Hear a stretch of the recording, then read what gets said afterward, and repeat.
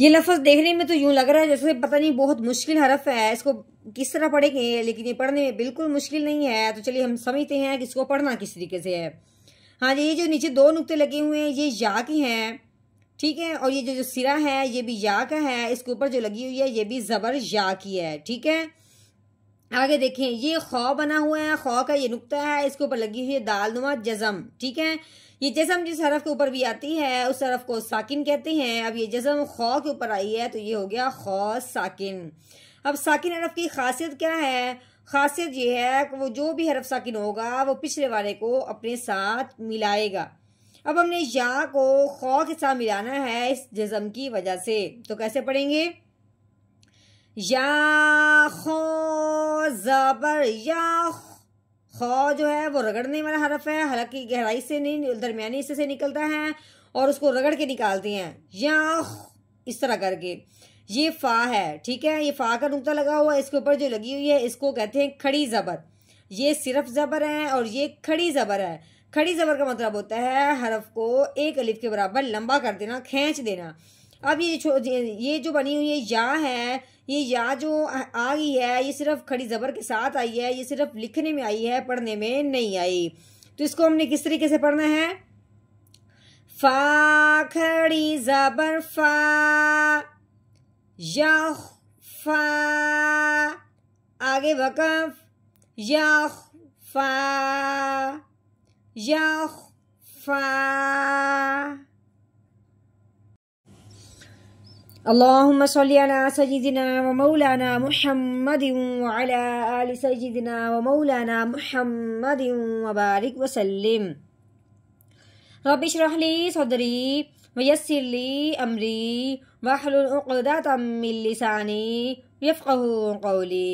Rabbi ज़िदना इल्मा, rabbi ज़िदना इल्मा, rabbi ज़िदना इल्मा। अऊज़ु बिल्लाहि मिनश शैतानिर रजीम। बिस्मिल्लाहिर रहमानिर रहीम। हाँ जी, ये अलिफ है, अलिफ के नीचे ज़ेर लगी हुई है। अलिफ के ऊपर ज़बर हो, अलिफ के नीचे ज़ेर हो या अलिफ के ऊपर पेश हो, उस अलिफ को हमज़ा कहते हैं। इस अलिफ के नीचे ज़ेर आने की वजह से इस अलिफ को हमने हमज़ा कहना है, अलिफ नहीं कहना, ठीक है। आगे देखिए, ये नून है, नून के ऊपर 3 दंदों वाली शाद लगी हुई है।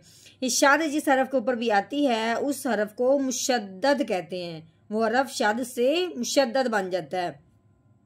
दूसरी बात, शाद वाला जो हरफ होता है वो पिछले वाले को अपने साथ मिलाता है। अब हमने क्या करना है? इस हमजा को इस नून के साथ मिलाना है इस शाद की वजह से। तीसरी बात, ये शाद जिस भी हरफ के ऊपर भी आए उसको तो पिछले वाले के साथ मिलाते हैं, लेकिन अगर ये शाद नून के ऊपर आए जैसा कि आई हुई है, इसी तरह अगर शाद मीम के ऊपर आए तो उस पे मिलाने के साथ साथ गुन्ना भी करते हैं।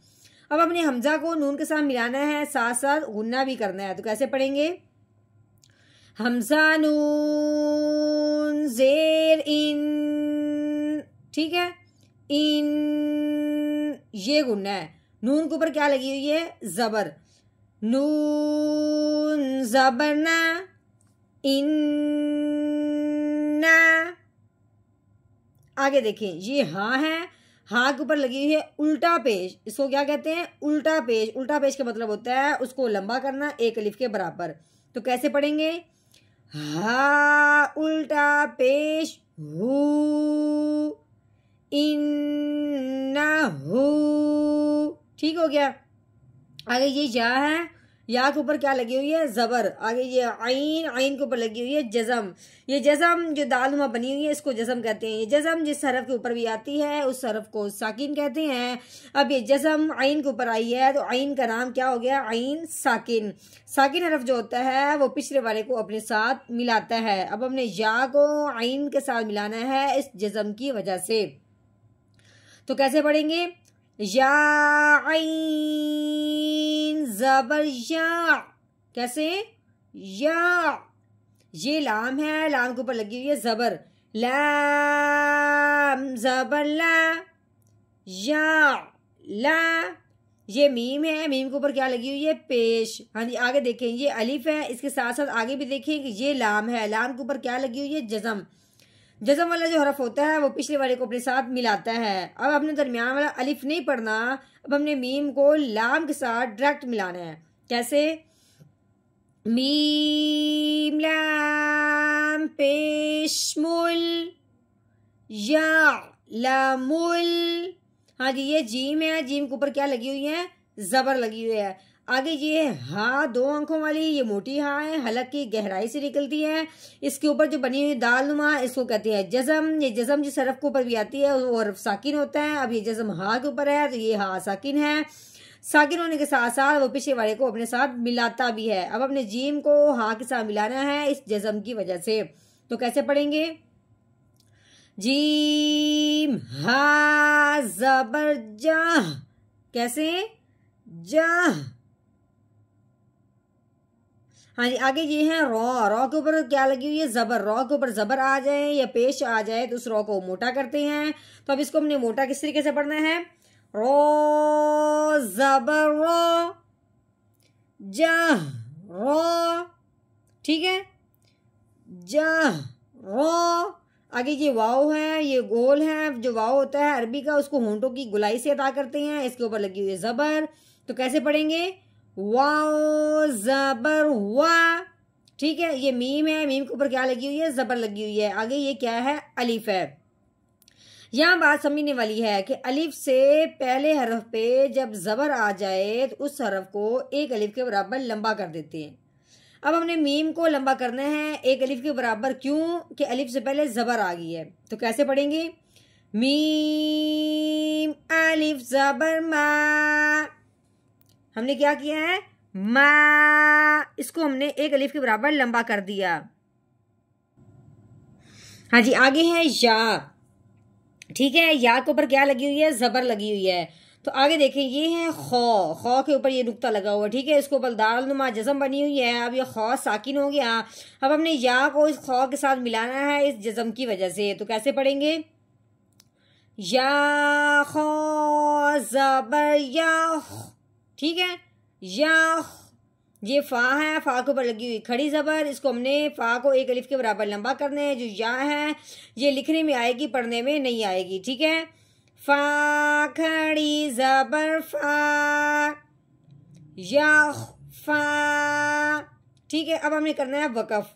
तो वकफ की सूरत में आखिर वाला जो हरफ होता है उसको साकिन करते हैं, लेकिन जो खड़ी जबर है, ये खड़ी जेर है, वो भी साकिन की तरह ही होती है। उसको वैसे क्या वैसे रहने देते हैं, उसमें कुछ फर्क नहीं पड़ता। ठीक है, अब हमने जिस तरह ये यकफा पढ़ा है, ये लहजे में सिर्फ तब्दीली आएगी, नहीं तो वैसे के वैसे लफ्ज बाकी रहेगा। कैसे पढ़ेंगे, आगे वकफ, यखफा, यखफा।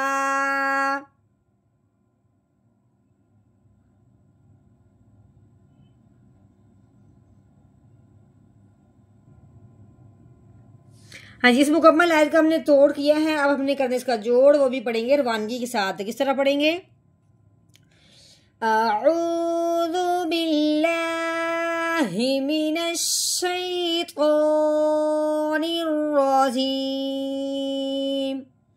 सूरतुल आला मक्किय्या।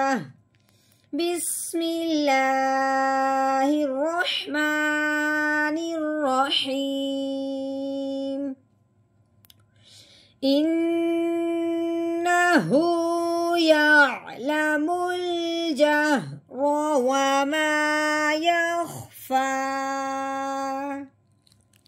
इन्नहु यअलमुल जहरा वमा यख्फा, वमा यख्फा।